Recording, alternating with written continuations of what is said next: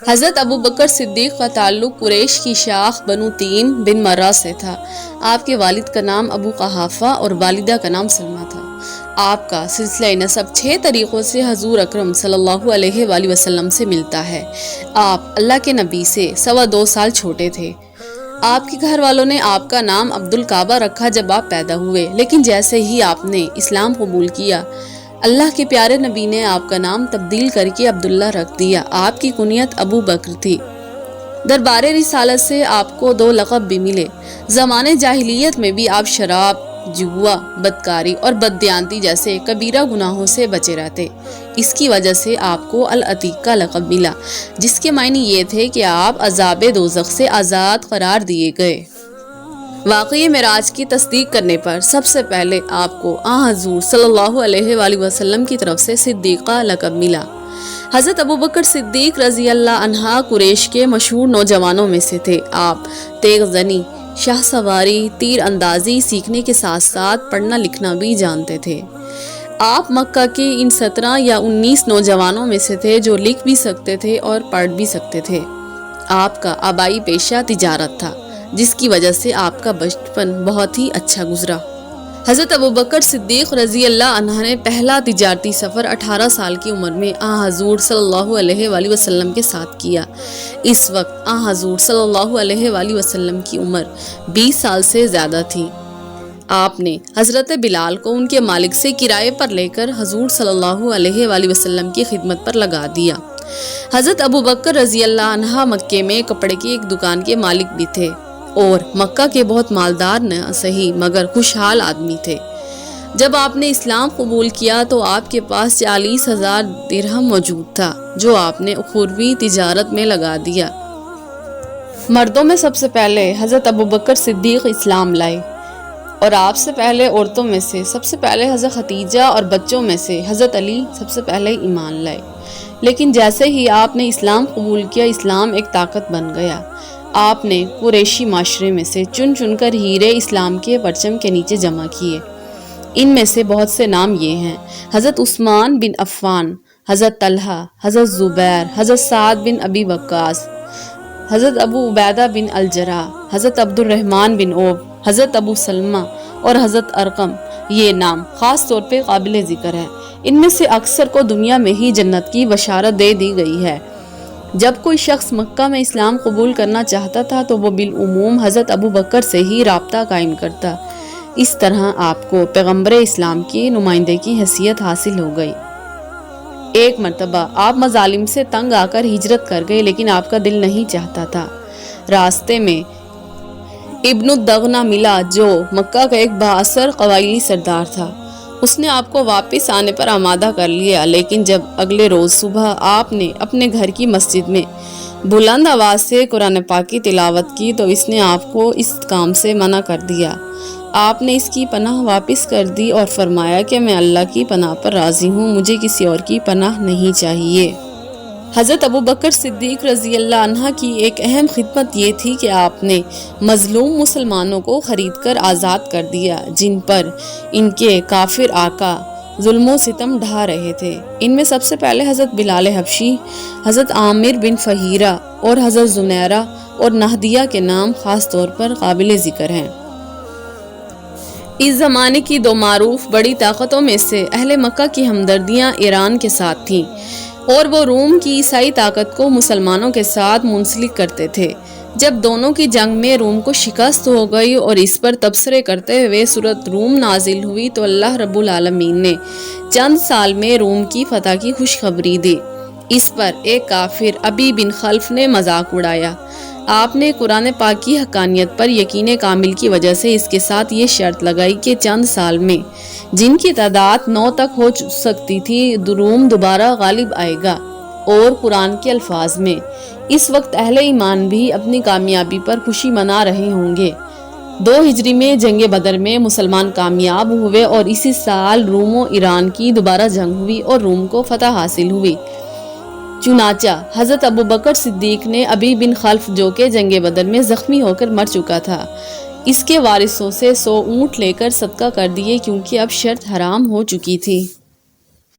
حضور صلی اللہ علیہ وآلہ وسلم نے اپنے آخری ایام میں مسجد نبی کی امامت آپ ہی کو سونپی۔ نیز آپ نے یہ اشارہ فرمایا کہ مسجد نبی کی طرف کھلنے والے تمام دروازے بند کر دیے جائیں سوائے حضرت ابوبکر صدیق رضی اللہ عنہ کے دروازے کے۔ آپ نے ایک سوال کرنے والی عورت کو فرمایا اگر تم دوبارہ آؤ اور مجھ سے ملاقات نہ ہو تو ابوبکر کے پاس چلی جانا۔ یہ دراصل آپ کے منصب خلافت کی طرف اشارہ تھا۔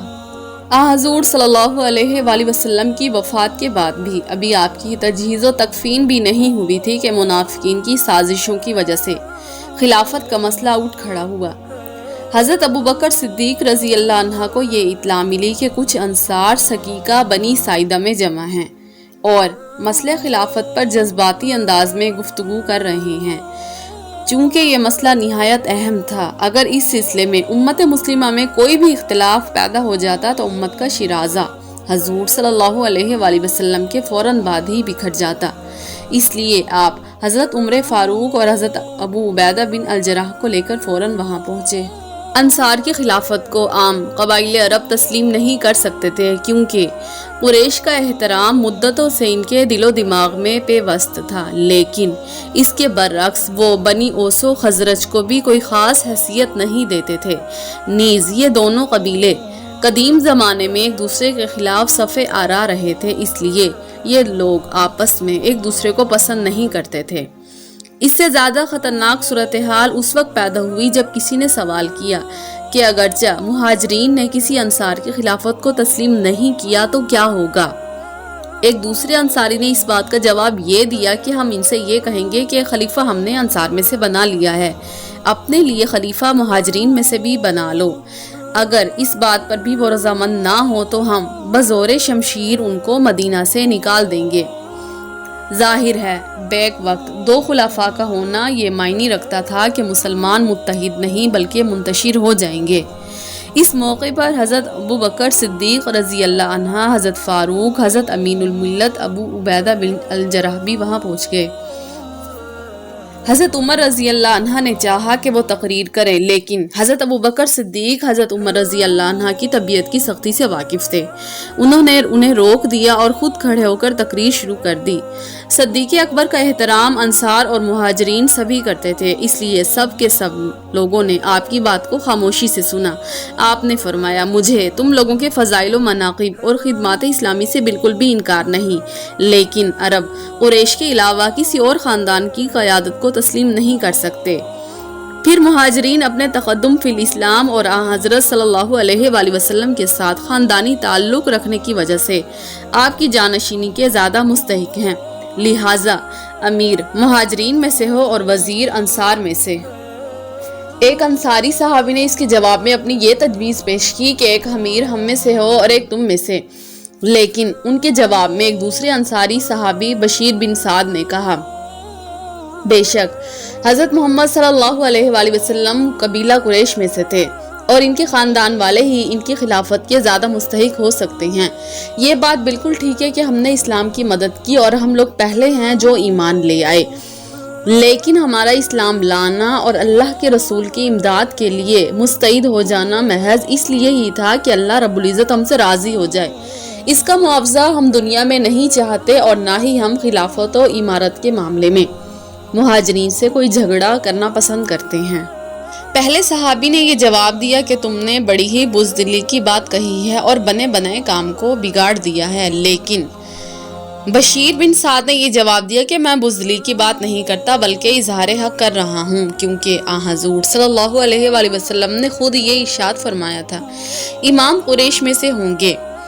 اس قول کی بہت سے انصاریوں نے اور بہت سے مکہ والوں نے تصدیق کی، چنانچہ حباب اور ان کے حامیوں نے اپنی رائے تبدیل کر دی، گویا سب کے سب لوگ اصولی طور پر اس بات سے متفق ہو گئے کہ خلیفہ قریش میں سے ہونا چاہیے۔ لوگوں کے خاموش ہوتے ہی حضرت ابوبکر صدیق نے لوگوں سے کہا کہ یہ عمر ہیں اور یہ ابو عبیدہ ہیں، یہ دونوں لوگ آپ کے سامنے موجود ہیں، جس کے ہاتھ پر چاہو آپ لوگ بیعت کر لو۔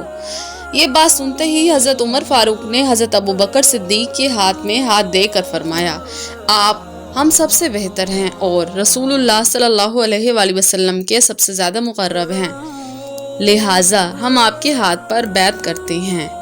حضرت ابو بکر کی شخصیت سبھی کے لیے محترم تھی، اس لیے جو لوگ اب تک متذبذب تھے ان کو بھی کم سے کم آپ کی ذات پر پورا اعتماد تھا، اس لیے سب لوگ دوڑ پڑے اور اس طرح اسلامی حکومت کو چلانے کے لیے ایک ذمہ دار شخص انہیں مل گیا۔ انصار کی بیعت کے بعد آپ مسجد نبوی میں تشریف لائے اور باقی مسلمانوں نے بھی آپ کے ہاتھ پر بیعت کی۔ اس کے بعد آپ نے ایک نہایت اہم تقریر کی جو ہر دور کے مسلمانوں کی رہنمائی کرتی ہے۔ آپ نے فرمایا، میں آپ لوگوں پر حکمران بنایا گیا ہوں، حالانکہ میں آپ میں سے سب سے بہتر انسان نہیں ہوں۔ اس ذات کی قسم جس کے ہاتھ میں میری جان ہے، میں نے یہ منصب اپنی رغبت اور اپنی خواہش سے بالکل نہیں لیا ہے، اور نہ ہی میں یہ چاہتا ہوں کہ کسی دوسرے کی بجائے مجھے یہ ملے۔ نہ ہی میں نے کبھی خدا سے اس کے لیے دعا کی، نہ ہی میرے دل میں کبھی اس کے لیے حرص و ہوس پیدا ہوئی۔ میں نے اس منصب کو اس لیے قبول کیا کہ مجھے یہ ڈر تھا مسلمانوں میں کہیں اختلاف پیدا نہ ہو جائے۔ میرے لیے اس منصب میں بالکل بھی راحت نہیں، بلکہ یہ ایک عظیم بوجھ ہے جو مجھ پر ڈال دیا گیا ہے، جس کے اٹھانے کی طاقت مجھ میں بالکل بھی نہیں، یہ کہ اللہ ہی میری مدد فرمائے۔ میں یہ چاہتا تھا کہ میری بجائے کوئی اور یہ بوجھ اٹھائے۔ اب بھی اگر آپ لوگ چاہیں تو اصحاب رسول میں سے کسی اور کو اس کام کے لیے یہ چن لیں۔ میری بیعت آپ کے راستے میں بالکل بھی حائل نہیں ہوگی۔ آپ لوگ اگر مجھے اللہ کے رسول کے معیار پر جانچیں گے اور مجھ سے وہ توقعات رکھیں گے جو آپ اللہ کے نبی سے رکھتے تھے، تو میں اس کی طاقت بالکل بھی نہیں رکھتا۔ وہ شیطان سے محفوظ تھے اور ان پر آسمان سے وحی نازل ہوتی تھی، اور اگر میں ٹھیک کام کروں تو آپ میری مدد کیجیے، اگر میں غلط کروں تو مجھے سیدھا کر دیجیے۔ سچائی ایک امانت ہے اور جھوٹ خیانت۔ آپ کے درمیان جو کمزور ہے وہ میرے نزدیک طاقتور ہے، یہاں تک کہ میں اس کا حق اس سے دلواؤں اگر اللہ نے چاہا، اور جو آپ میں سے طاقتور ہے وہ میرے نزدیک کمزور ہے، یہاں تک کہ میں اس سے وہ حق وصول کروں اگر اللہ نے چاہا۔ ساتھ ساتھ آپ نے یہ بھی فرمایا، اگر میں اللہ اور اس کے رسول کی اطاعت کروں تو آپ لوگوں پر لازم ہے کہ آپ میری اطاعت کریں، اگر میں اللہ اور اس کے رسول کی نافرمانی کروں تو آپ پر میری اطاعت واجب نہیں۔ میں پیروی کرنے والا ہوں، نئی راہیں نکالنے والا بالکل بھی نہیں۔ حضور صلی اللہ علیہ وآلہ وسلم کی وفات کے بعد اگرچہ مسلمان خلافت صدیقی کے پرچم تلے جمع ہو گئے تھے، لیکن تاحال ان میں کوئی اتحاد و اتفاق پیدا نہیں ہوا تھا جو کہ آپ کے زمانے میں تھا۔ اس کے علاوہ سعد بن عبادہ نے، جن کو سقیقہ بنی ساعدہ میں خلیفہ بنانے کی تجویز دی، انہوں نے حضرت ابوبکر صدیق کے ہاتھ پر بیعت نہ کی۔ اس لیے منافقین مہاجرین و انصار میں باہمی چکلشیں کروانے کی نئی نئی تدابیر کرتے رہتے۔ اسی طرح بعض روایات کے مطابق اہل بیت رسول اور ہاشمی معززین نے حضرت ابوبکر صدیق کے ہاتھ پر بیعت کرنے میں تاخیر کی، کیونکہ وہ خود کو خلافت کا زیادہ مستحق خیال کرتے تھے۔ ان حالات میں حضرت ابوبکر کی معمولی سی غلطی بھی مسلمانوں میں انتشار پیدا کر سکتی تھی۔ حضور صلی اللہ علیہ وآلہ وسلم کے وصال کے ساتھ ہی 9 مسلم بدو عرب دین سے منحرف ہو گئے۔ اس کی وجہ یہ تھی کہ انہوں نے اسلامی حکومت کی سیاسی قوت سے مرغوب ہو کر اسلام قبول کیا، اور وہ دین کو ابھی تک پوری طرح سمجھتے بھی نہ تھے۔ بت پرستی ان کی گھٹی میں تھی۔ آپ کی وفات کے بعد اسلامی حکومت میں وہ مضبوطی بھی نہ رہی، اس لیے انہوں نے دوبارہ اپنے پرانے معبودوں کی پرستش شروع کر دی۔ حضور صلی اللہ علیہ وآلہ وسلم یتیم پیدا ہوئے تھے، لیکن نبوت کی وجہ سے آپ کو پورے عرب کے تاجدار کی حیثیت حاصل ہو گئی تھی، اور مومنین کا ایک مضبوط گروہ پیدا ہو گیا جو کہ آپ پر جان چھڑکتا تھا۔ بعض حقیقت ناشناس لوگوں نے یہ سوچا کہ نبوت کی دعوت قوت حاصل کرنے کا سب سے بہترین طریقہ ہے، چنانچہ آپ کی وفات کے بعد سرزمین عرب میں جگہ جگہ جھوٹے پیغمبروں کا ظہور ہونا شروع ہو گیا، جن میں مسلمہ کذاب، اسود و انسا، تلیحہ بن خویلد اور ایک عورت سجاہ بن حارثہ کو دعوی پیغمبری کا شوق چرایا۔ ان لوگوں کا خاتمہ کرنا ضروری ہو گیا، ورنہ ناپختہ مسلمانوں کے گمراہ ہو جانے کا اندیشہ یقینی طور پر تھا۔ اس کے علاوہ عرب کسی حکومت کو ٹیکس دینا پسند نہیں کرتے تھے، کیونکہ وہ مدتوں سے بالکل آزاد چلے آ رہے تھے۔ اور ان سے کسی نے بھی ٹیکس وصول نہیں کیا تھا۔ اسلامی حکومت نے اس کے برعکس ان سے زکوٰۃ اور عشر وصول کرنے شروع کر دیے، اگرچہ یہ جمع شدہ ٹیکس انہی کے غرباء و مساکین میں تقسیم ہوتا، لیکن ان کو یہ بات بالکل بھی گوارا نہیں تھی کہ کوئی ان سے ٹیکس کا مطالبہ کرے۔ چنانچہ انہوں نے یہ بات محسوس کی کہ ان کی آزادی آہستہ آہستہ چھن رہی ہے۔ یہ لوگ دن کی تمام باتوں میں ایمان رکھتے لیکن زکوٰۃ ادا کرنے سے بالکل ہی انکاری ہوتے تھے۔ اس کے علاوہ بنو غسان کے ساتھ تصادم حضور صلی اللہ علیہ وآلہ وسلم کے زمانے سے ہی شروع ہو چکا تھا۔ جنگ موتا میں عیسائی مسلمانوں کی قوت کا اندازہ کر چکے تھے۔ انہیں یہ معلوم ہو گیا تھا کہ کس طرح مٹھی بھر مسلمان پوری عیسائی فوج کو شکست دے سکتے ہیں۔ جنگ تبوک میں انہیں بھی اسی لیے مسلمانوں کے مقابلے پر آنے کی ہمت ہی نہ ہوئی، لیکن اس کے باوجود بنو غسان کی پشت پر سلطنت روم کی پوری قوت موجود تھی، اس لیے یہ ممکن ہی نہ تھا کہ وہ اتنے جلدی باز آ جائیں۔ اس کے علاوہ حضور صلی اللہ علیہ وآلہ وسلم کے آخری ایام میں انہوں نے اسلامی حکومت کے ساتھ چھیڑ چھاڑ شروع کر دی اور اس کے سدباب کے لیے حضور صلی اللہ علیہ وآلہ وسلم نے اسامہ بن زید کی سرکردگی میں ایک لشکر بھی تیار فرمایا تھا، لیکن آپ کی رحلت کی وجہ سے وہ لشکر رک گیا۔ آپ کی وفات کی خبر سے عیسائیوں کے حوصلے بہت زیادہ بلند ہو گئے۔ عیسائی قوتوں کی طرف سے یہاں پر مسلمانوں کو شدید خطرہ لاحق ہو گیا تھا۔ حضرت ابوبکر صدیق نے خلیفہ بنتے ہی سب سے پہلے اسامہ بن زید کا لشکر روانہ فرمایا۔ معانین زکوٰۃ اور مرتدین کی بغاوتوں کی وجہ سے اکثر صحابہ کرام کی رائے یہ تھی کہ اسامہ بن زید کے لشکر کو ابھی روانہ نہیں کیا جائے، لیکن حضرت ابوبکر صدیق کا جواب یہ تھا، قسم ہے اس ذات کی جس کے ہاتھ میں میری جان ہے، اگر مدینے میں اتنا سناٹا ہو جائے کہ درندے آ کر میری ٹانگیں نوچے تب بھی میں اس مہم کو جس کی روانگی کا حکم رسول اللہ نے دیا تھا نہیں روک سکتا۔ حضور صلی اللہ علیہ وآلہ وسلم نے واضح طور پر یہ اعلان فرما دیا تھا کہ وہ آخری نبی ہے اور ان کے بعد کسی بھی نبی نے نہیں آنا، لیکن دعوی نبوت کو ایک نفع بخش کاروبار سمجھتے ہوئے بہت سے لوگوں نے اپنی پیغمبری کا اعلان کر دیا۔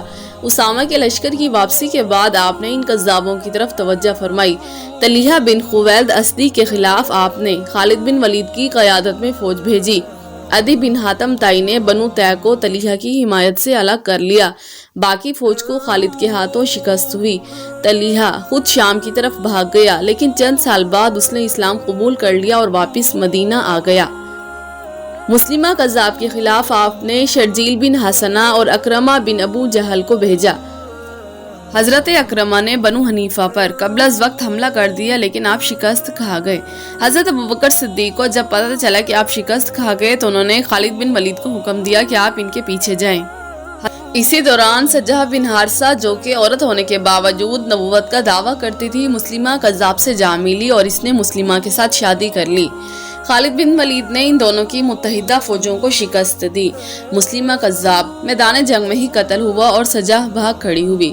اسود انسا کی اپنی ہی جماعت میں اختلافات پیدا ہونا شروع ہو گئے اور اس کی اپنی جماعت کے ایک فرد فیروز نے اس کو قتل کر دیا۔ کچھ قبائل محض خود سری کی وجہ سے مرتد ہو گئے۔ مدعیان نبوت کے بعد ان کی باری بھی آئی۔ نعمان بن منظر کے مقابلے میں آپ نے علا بن الحضرمی کو بحرین بھیجا۔ حذیفہ لقیط بن مالک کا مقابلہ کرنے کے لیے عمان روانہ ہوئے اور زیاد کو کندہ کے علاقے کے باغیوں کے استحصال پر مامور فرمایا گیا۔ تینوں مہمات اپنے مقاصد میں کامیاب رہیں۔ لقیط بن مالک جس کا قتل ہوا اور باقی باغیوں نے حضرت ابوبکر صدیق کی اطاعت قبول کر لی۔ حضرت ابوبکر صدیق کے مسند خلافت پر بیٹھتے وقت ہی مسلمانوں کے اندر جو اختلافات پائے جاتے تھے آپ نے ان کا علاج بھی کیا اور اپنے طرز عمل سے آپ نے یہ ثابت کر دیا کہ آپ تمام مسلمانوں کے نمائندے ہیں، مہاجرین، انصار یا کسی قبیلے کے نمائندے نہیں۔ اس کا نتیجہ یہ ہوا کہ جن لوگوں نے آپ کے ہاتھ پر بیعت کی وہ آپ کی ذات پر پوری طرح متحد رہے، لیکن بعض روایات کے مطابق سعد بن عبادہ نے بیعت نہیں کی تھی۔ آپ نے ان سے کوئی تعارض نہیں کیا، اس لیے کوئی فتنہ پیدا نہیں ہوا۔ حضرت علی اور ہاشمی صحابہ کرام میں اگرچہ یہ احساس تھا کہ عرب کی روایات کے مطابق خلافت ان کا حق ہے، لیکن انہوں نے بھی امت مسلمہ کا اجتماعی فیصلہ مان لیا۔ اس کے علاوہ آپ نے جو حسن سلوک اہل بیت رسول صلی اللہ علیہ وآلہ وسلم کے ساتھ کیا، حضرت علی نے بیعت کرتے ہوئے خود ہی اس بات کا اعتراف کر لیا۔ سب سے بڑھ کے یہ کہ آپ نے خارجہ خطرات کا مقابلہ بڑی ہی قوت کے ساتھ کیا اور مسلمانوں کی توجہ اندرونی اختلافات سے ہٹا کر اصل خطرات پر مرتکز کر چھوڑی۔ چنانچہ ایران و شام کی سرحد پر جہاد کی موجودگی میں کوئی بھی مسلمان مسئلہ خلافت کو چھیڑ کر انتشار نہیں پھیلانا چاہتا تھا۔ جب اسامہ بن زید کا لشکر روانہ ہو چکا تو موالین زکوٰۃ میں سے قبیلہ ابس و زیبان بنو اسد و کنانہ کے بعض آدمیوں کو اپنے ساتھ ملا کر مدینے پر حملہ کر دیا۔ حضرت ابوبکر صدیق نے پہلے سے ہی حفاظتی تدابیر اختیار کر رکھی تھی اور مدینے میں موجود تمام مجاہدین کو تیار رہنے کا حکم بھی دیا تھا۔ حضرت علی، حضرت زبیر، حضرت طلحہ اور حضرت عبداللہ، ان 4 صحابہ پر مشتمل حفاظتی دستہ مدینے کے گرد چکر لگا رہا تھا تاکہ بروقت خطرے سے مطلع کیا جا سکے۔ چنانچہ اطلاع ملتے ہی حضرت ابوبکر صدیق نے مجاہدین کو روانہ فرمایا۔ انہوں نے حملہ آوروں کو بھگا دیا، لیکن دوسری طرف سے وہ پھر حملہ آور ہوئے تو اس دفعہ حضرت ابوبکر صدیق خود ان کے مقابلے کے لیے نکلے اور انہیں شکست دی۔ روایت میں آتا ہے کہ آپ نے ذوالقصہ تک ان کا تعاقب کیا۔ انہوں نے تیسری بار مدینے پر حملہ کرنا چاہا، لیکن مدینہ اب ان کے حملوں سے بالکل ہی محفوظ ہو چکا تھا۔ حضرت اسامہ کی واپسی پر آپ نے ایک دعوتی فرمان تمام قبائل عرب میں بھیجا۔ اس فرمان میں حمد و ثنا کے بعد یہ بیان کیا گیا تھا: رسول اللہ صلی اللہ علیہ وآلہ وسلم نے اپنے فرائض کو پورے طریقے سے ادا کیا اور دین کی تکمیل کے بعد آپ وفات پا گئے۔ آپ کی وفات قانون قدرت کے عین مطابق تھی اور قرآن مجید کی واضح آیات میں اس کی پیشگوئی پہلے سے ہی موجود تھی، اور وہ لوگ جو محمد صلی اللہ علیہ وآلہ وسلم کی عبادت کرتے تھے انہیں یہ معلوم ہونا چاہیے کہ آپ فوت ہو گئے، اور اللہ کی ذات حی و قیوم ہے، نہ اللہ فوت ہوا نہ اسے نیند آئی، بس تم اسلام کو دوبارہ قبول کر لو اور اللہ کے احکامات کی اطاعت کرو۔ میں تمہاری طرف مہاجرین و انصار پر مشتمل ایک لشکر بھیج رہا ہوں اور انہیں یہ ہدایت کر رہا ہوں کہ جو کوئی ایمان لائے اس کی مدد کی جائے اور جو انکار کرے اس سے مقابلہ کیا جائے، پس جو ایمان لائے اس کے لیے اسی میں بہتری ہے، ورنہ وہ اپنے خدا کو بالکل بھی عاجز نہیں کر سکتا۔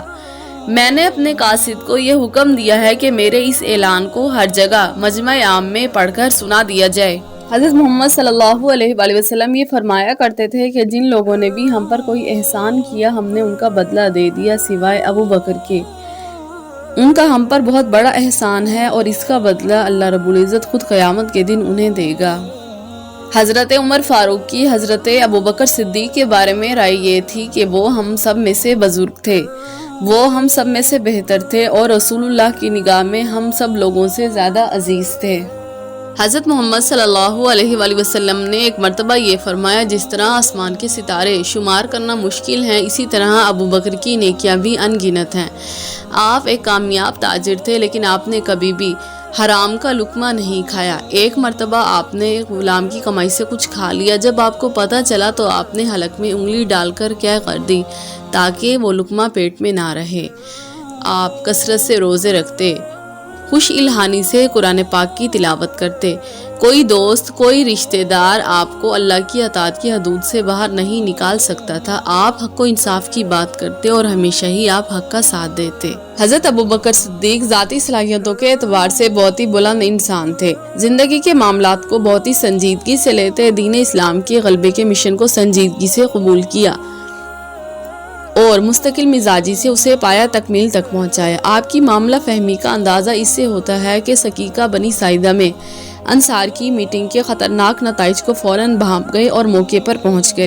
زندگی بھر آپ نے ایسا کوئی قدم نہیں اٹھایا جو کہ اللہ کے نبی کو ناپسند ہو، کوئی نئی راہ نہیں نکالی، شریعت سے آپ نے کوئی انحراف برداشت نہیں کیا، کسی دشمن رسول کو معاف نہیں کیا، کسی کی برائی کے ساتھ مصالحت نہیں کی۔